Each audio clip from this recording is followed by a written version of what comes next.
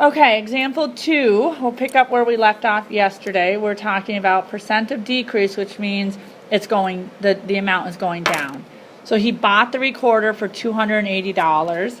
It's on sale for $220. They want you to find the percent of change in the price and round to the nearest whole percent, which means you wouldn't have any decimals. You would round it to the whole number. So the original amount is what he paid, which is $280.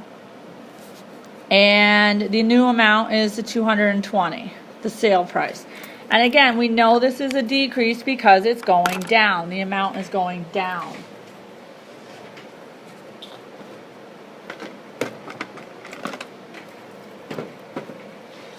So we set it up in the percent of change equation, which says the new amount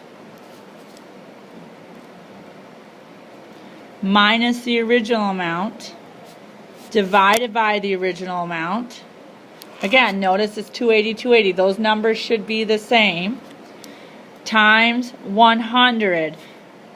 That multiplying by 100 will turn our answer into a percent for us.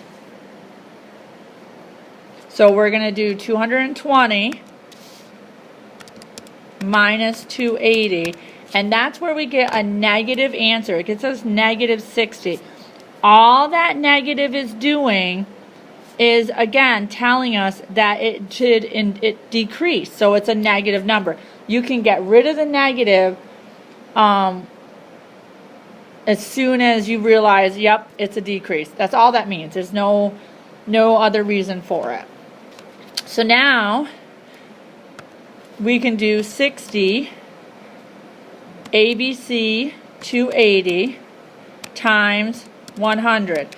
Now, it gave me my answer as a fraction, but remember, on your calculators, you should have the FD button. If I hit second FD, it turns it back into a decimal, and that 4 tells me to leave the 1 alone, so my answer to the nearest whole percent is 21%.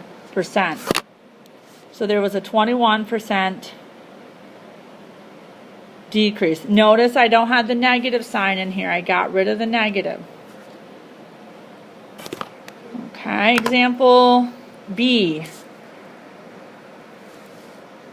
The price of a radio was $20. It's now on sale for $15. What is the percent of change in the price of the radio?